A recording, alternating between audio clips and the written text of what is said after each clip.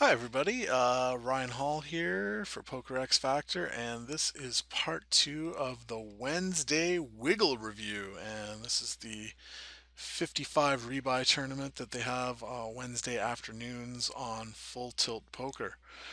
So let's get to part two here, and we're going to start off hand 182. We're going to start off with Ace King. What do you think I do here? I'm not one of these kids that limp stuff. I'm just gonna tell you that right now. The open limp is not in my range. Just about ever. I'm a raiser. It's the cool thing to limp stuff these days. Not me. This we got choices here. Now he's got a lot of chips. He's made a really small raise out of position, huh? Like really small. It's not even double my bet.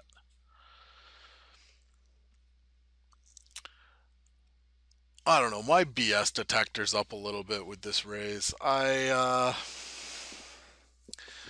think there's a pretty good chance that I re-raised him here, and if I do re-raise, then I have to go with it. Like I'm not four betting and then folding ace king. It's just not going to happen. Um, so let's see what I did. Like you can call in position and play it safe, but I'd be surprised if that's what I did. Yeah.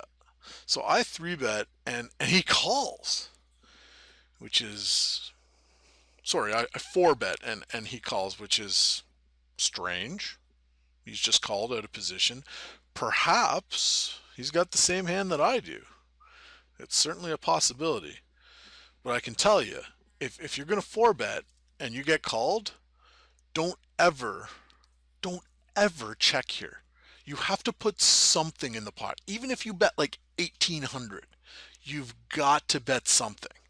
So I would bet somewhere between 1800 and like half the pot, 2350. We're pretty much right in between there.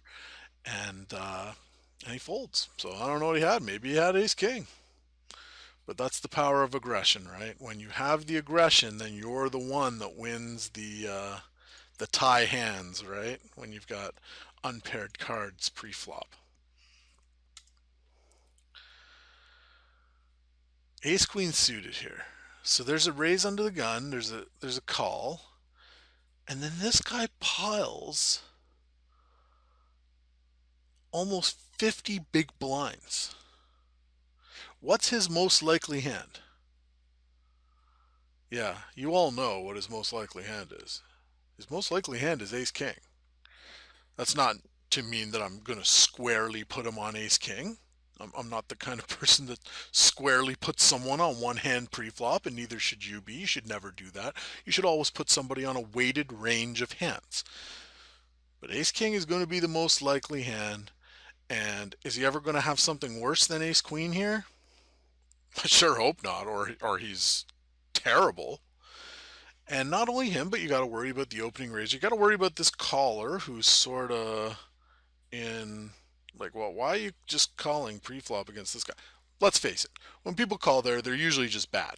If a really good reg called there, I'd be a little bit worried about what they had.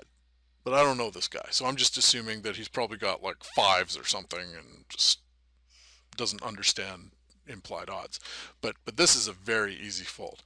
Now, if I did have ace king, I would probably gamble here.